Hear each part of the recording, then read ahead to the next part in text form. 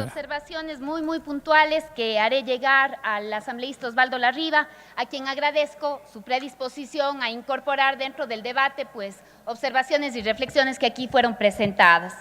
Y me refiero a los artículos 305 y 306, que me parece que es importante hacer ajustes con respecto y de acuerdo al Código Orgánico Integral Penal, con el propósito de proteger los derechos de los depositantes y también de los acreedores de una entidad financiera.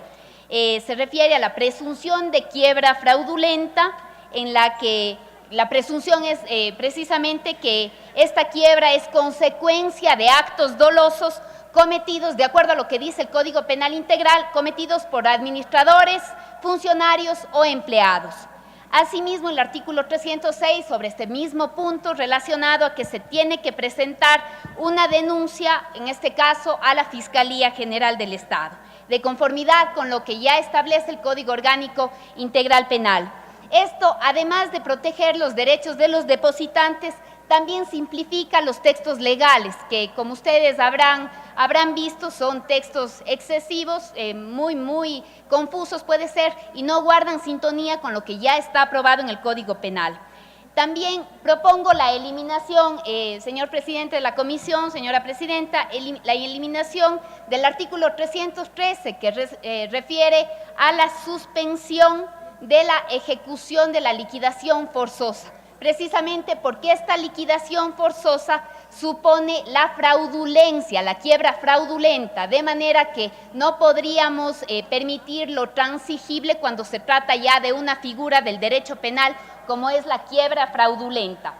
De otro lado también, este es otro tema que tal vez no es necesario que esté en el Código Monetario y Financiero, y se refiere a la disposición general 14ª, que dice obligatoriedad de suministrar datos al sistema estadístico. Y sí quiero detenerme un poquito en esta, que aparentemente es una disposición inofensiva, ¿sí?, pero que puede causar muchísima preocupación y susto, sobre todo cuando nos referimos a información reservada que tiene que ser entregada al Servicio de Rentas Internas, información patrimonial, que con el carácter de reservada está bajo custodia del Servicio de Rentas Internas, protegida además por una ley orgánica que sí es de la materia, como para que de pronto en el Código Orgánico Monetario y Financiero hayamos incorporado esta, que no es una disposición que tenga que ver con la materia del código y que, repito, puede causarle al Servicio de Rentas, porque conozco que esa es su reflexión,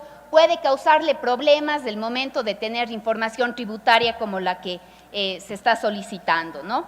De otro lado, y unas reflexiones un poco más amplias, presidenta y compañeros y colegas, referidos a por qué planteamos este Código Orgánico Monetario y Financiero.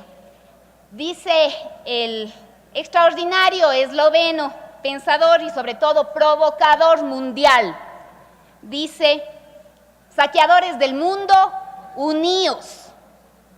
Saqueadores del mundo, uníos. Y pone un ejemplo, que es un ejemplo muy interesante sobre lo que sucede, de acuerdo con Hegel, con la repetición que juega un papel muy importante en la historia.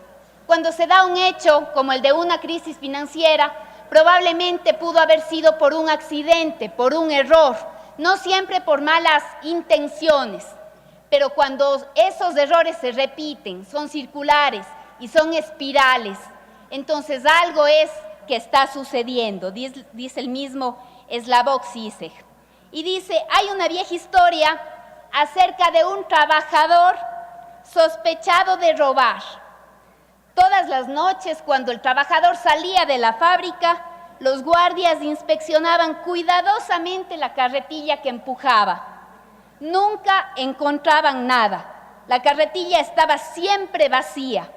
Finalmente les cayó la ficha. Lo que el trabajador había estado robando eran las carretillas mismas.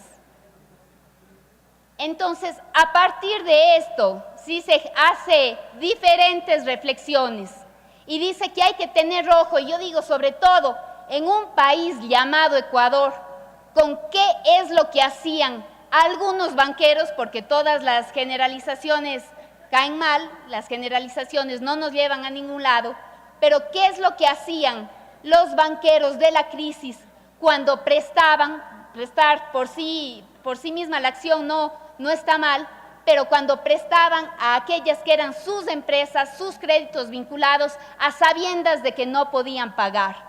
¿Quién revisaba la carretilla? ¿Quién inspeccionaba la carretilla? ¿Y quién se terminaba llevando la carretilla? Entonces, frente a eso, Presidenta, en un país llamado Ecuador, difícil está ser asambleísta, corresponsal o emisario de la banca. Porque aquí sí ha habido observaciones que rebasan y en mucho lo que presentó la misma Asociación de Bancos Privados. Y eso es cuestionable, provenga de donde provenga, Presidenta. Y por eso mismo es que sí nos oponemos así de pronto crear en una junta una mixtura que le permita a la banca seguir haciendo lo que ya hicieron en el país, y era gobernar. Por encima del poder político estuvo el poder económico de un capital especulativo financiero que le causó inmenso daño y conmoción al país. Entonces sí nos oponemos a eso, no a que el antiimperialista sí tiene tarjeta de crédito. Si tiene o no tiene, eso es irrelevante. Es que el antiimperialista a lo que se opone es a ser gobernado por la tarjeta de crédito, pues. A que la tarjeta de crédito sea la que legisle, la que establezca las normas, la que pida es ser impune y no tener control. No es cuestión de si el antiimperialista sabe o no sabe inglés. Ojalá supiéramos toditos y bien. A lo que nos oponemos es a no tener una política diseñada desde el Estado para controlar a quienes ya les conocemos. No puede haber repetición de la crisis financiera, porque entonces ya no es por error, ya estamos aquí prevenidos. Dominique Strauss-Kahn, de su lado, en las confesiones que a él le dijeron cuando era presidente del Fondo Monetario Internacional, los banqueros le llegaron a decir: bien está que nos regulen, porque somos demasiado ambiciosos y porque esas ambiciones no se detuvieron cuando de por medio estaba la economía nacional. Y al que le quede el guante, que se lo chante. Ha habido también gente decente, pero no es decente pretender otra vez manejar y controlar la Junta de Regulación que les tiene que regular a ellos mismos. Eso no es decente, eso no es bondadoso, eso no tiene espíritu de país. La Constitución no está de más un recorderis de lo que dice nuestro artículo 308 de la Constitución. Las actividades financieras son un servicio de orden público, se ejercen previa autorización del Estado, y algo que es fundamental, el financiamiento tiene que darse para la consecución de los objetivos del desarrollo del país, no de la banca. Así que la banca, que muy inocentemente llama, ofrece y pone en bandeja de plata créditos para que nos vayamos de viaje, para que vayamos al mundial, para que compremos ropa, está de más.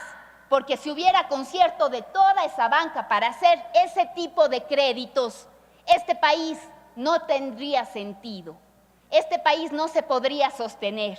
Así que hay razones suficientes, bien justificadas, desde lo técnico, pero también desde lo político, Presidenta, porque no es malo que el código también tenga un acento político. El código no puede ser neutro, no es neutro, como tampoco fue neutra cada una de las decisiones que en la década de los 90 se tomaron.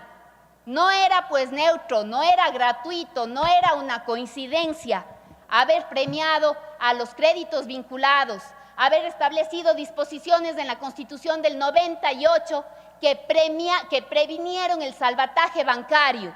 Y de eso, compañera Presidenta, esta Asamblea, porque aquí se tomaron esas decisiones, esta Asamblea no se puede olvidar.